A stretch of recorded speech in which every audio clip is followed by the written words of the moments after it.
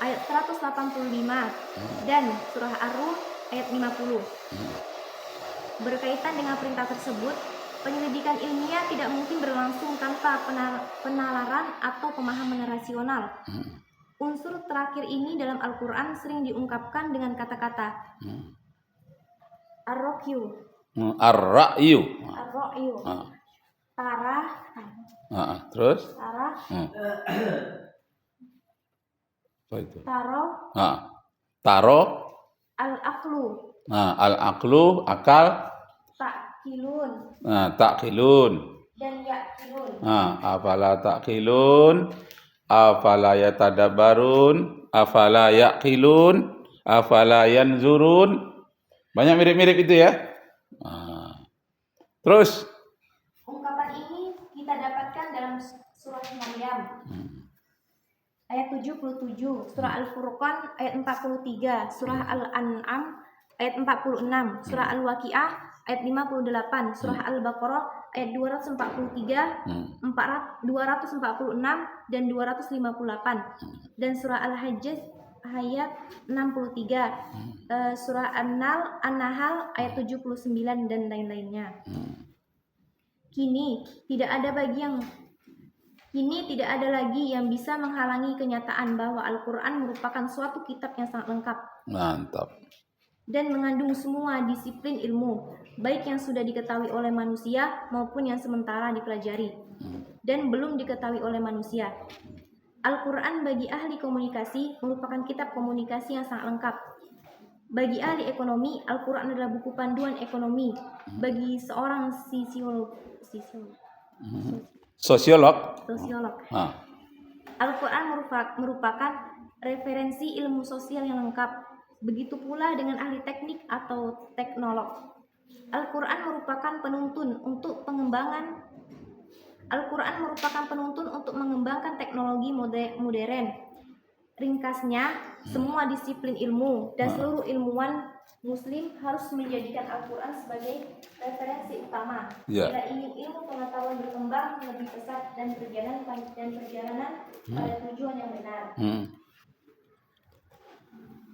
Afzalur Rahman mengatakan bahwa filsafat hidup yang diajarkan Al-Quran memberikan gambaran yang termasuk kepercayaan kepada benda beserta nilainya.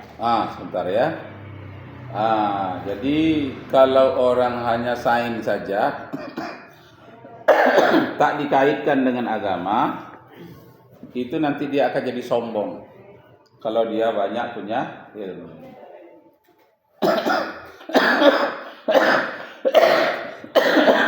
Misalnya siapa? Ehrenfels.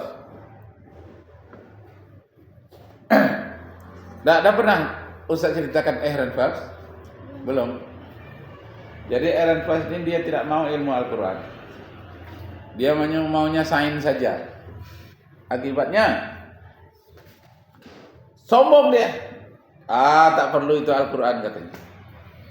Tak perlu agama. Ilmu IPS tidak penting. Yang penting ilmu pengetahuan alam sains. Nah, waktu itu dia ingin punya istri. Bagaimana dia memutuskan untuk dapat istri? Istri tak perlu cerdas katanya. Yang penting cantik. Adalah seorang foto model dari Perancis, tercantik di Perancis. Dia agak gagap lidahnya. Kemudian sekolahnya hanya sampai kelas 2 SD. Karena dia cantik menjadi peragawati dan dia kaya raya disebabkan menjadi peragawati. Padahal dia hanya sampai kelas 2 SD. Itulah dinikahinya. Kenapa Ehrenfels mau menikahinya? Karena dia cerdas. Cuma orangnya agak jelek sedikit. Enggak ganteng orangnya. Jadi katanya karena aku cerdas, aku carilah istri yang paling cantik. Supaya anakku nanti cerdas seperti aku, cantik seperti ibunya. Begitu anaknya lahir malah terbalik. Bodoh kayak ibunya. jelek kayak bapaknya. Terjadi terbalik. Lalu apa katanya? Bisa diatasi dengan akal. Segala-galanya bisa diatasi dengan otak yang cerdas. Maka diberikanlah suntikan kepada anaknya tidur bermacam-macam vitamin. Vitamin A, vitamin B, vitamin C, D, E, F, G, H, I, J, K, L, M, N, O sampai vitamin Z. Vitamin Z ada ya. Kalau vitamin C ada ya. Vitamin D ada. Z ada ya. Pokoknya seluruh vitamin yang diperlukan oleh anak tadi supaya cerdas sudah disuntikkan melalui teman-temannya yang juga saintis. Tapi anaknya tetap bodoh. Masa kelas 1 aja 4 tahun. Berhitung dia sampai 8, nanti 1 dengan 2 lupa dia. Ada AC? Enggak. Hah?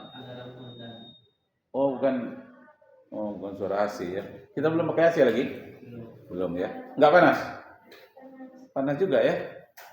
Kita lanjutkan cerita Ehren first.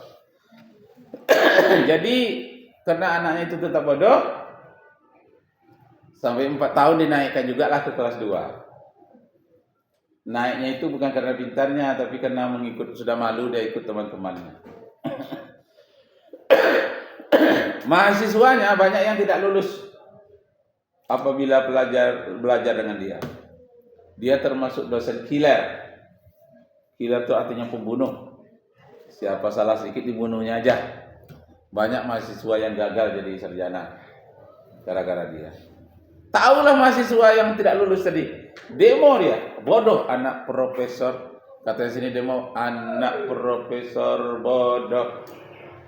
Ketika dia lewat di bandara, beginikan orang. Malulah dia dibacanya anak profesor bodoh. Dari manalah mahasiswa ini tahu?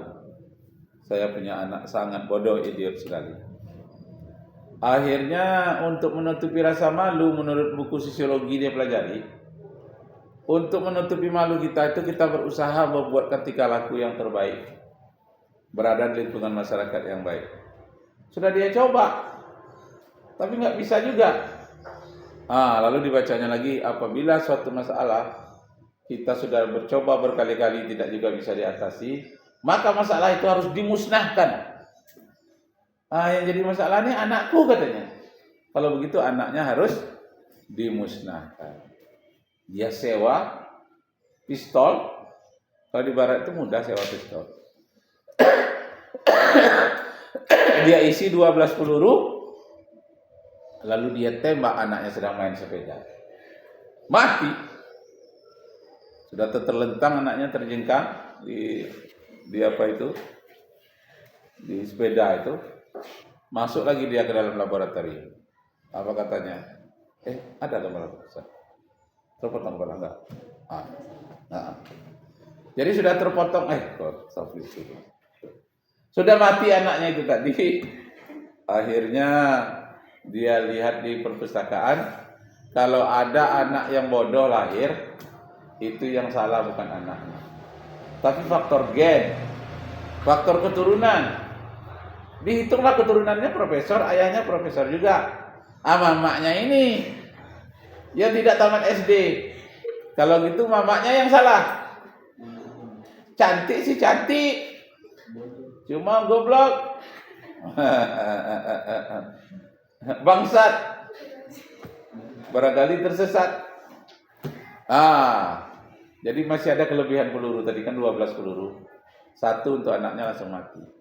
Masih ada 12 peluru, 11. Istrinya sedang masak di dapur, digini todongnya kepalanya. Wah, mati. Tinggallah 10 peluru. Nah, akhirnya dia masuk lagi ke ruang perpustakaannya. Kalau ada ibu melahirkan anak itu bodoh, bukan ibu yang salah. Banyak ibu-ibu yang bodoh di atas dunia ini. Tapi bukan keinginannya. Keinginannya pinter. Jadi bukan dia yang salah. Lalu siapa yang salah? Yang salah menurut buku itu adalah otak orang yang mengambil keputusan tentang bodoh dan pintar. Dia lupa bahwa bodoh dan pintar itu sudah takdir dari Allah, bukan keinginan dia. Dia hanya berusaha sebisa-bisanya. Kalau tidak bisa juga, itulah takdir bagi diri. Kan ada nyanyi itu kan, nasib tidak aku sesali, benar kan? Demikian retak di tapak tangan. Memang sudah retak di tapak tangannya begitu. Karena dia tidak percaya kepada takdir, lalu katanya otak saya ini yang salah, tidak mengaku kelemahan di hadapan Tuhan. Sepintar-pintarnya aku ada yang maha pintar, secerdas-cerdasnya aku ada yang lebih cerdas, sehebat-hebatnya ada dokter daripada dokter-dokter di atas dokter. Dokter tidak mampu, aku tidak mampu, ada di atasku lagi. Kalau begitu akulah yang bersalah. Nah, dia duduk di kursi depannya pustakanya, dia todongkan di keningnya sendiri. Tinggal 10 peluru ya. 1, 2, 3, 4, terjengkal dia. Kaki dia naik ke atas, kepala ke bawah. Kakinya gini seperti itu. Mati bersimbah darah. Itulah satu-satunya kejadian di dunia. Orang pintar tanpa agama, dia akan mati bunuh diri. Nah.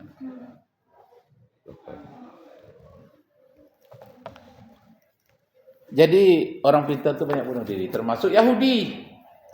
Yahudi itu pintar, tapi pada dasarnya dia bunuh diri. Yahudi itu lupa kalau membunuh orang lain sama dengan membunuh dirinya sendiri.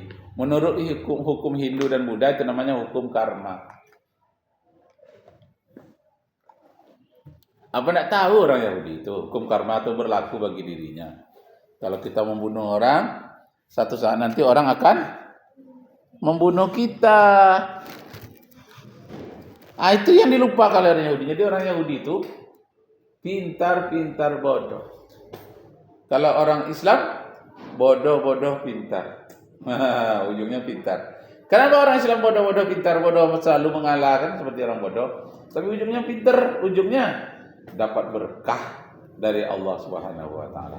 Mana negara Islam di dunia yang enggak dapat berkah? Negara Yahudi enggak dapat berkah. Arab itu melimpah berkahnya, gasnya banyak di sana, minyak banyak di sana. Kemudian karena untuk tenaga matahari sekarang nih sedang dikembangkan, solar energi juga Timur Tengah melimpah. Mutiara di lautannya banyak sekali. Ya dapat berkah itu negara-negara Islam. Brunei berapa? Sekarang ditemu lagi lautan mutiara di Aceh. Walaupun sering gempa, banyaknya mineral di sana seperti lebih besar daripada Arab Saudi. Ladang minyaknya di bawah laut dan di bawah-bawah tanahnya itu banyak emas. Aceh jadi perhatian dunia. Nah, itu makanya orang Yahudi sekarang berusaha mendekati Aceh. Disuruhnya Aceh memisahkan diri dari Indonesia. Sudah nanti ada lapisan Indonesia, Yahudi pula ingin menguasai. Kenapa? Karena teknologi perminyakan, teknologi gas itu yang tercanggih memang orang-orang Barat, Yahudi, Amerika, Cina juga. Nah, jadi kesimpulannya Yahudi itu pintar-pintar bodoh. Orang Islam bodoh-bodoh pintar. Apa yang menyebut orang Islam pintar? Karena sholatnya, karena Al-Quran yang membimbingnya. Dalam Al-Quran dikatakan seandainya penduduk di satu negara itu, apakah Yahudi apa Islam, kalau dia betul-betul bertakwa kepada Allah, Allah akan limpahkan barokah dari langit dan bumi. Seandainya mereka mendustakan ayat Allah, azab Allah sangat pedih.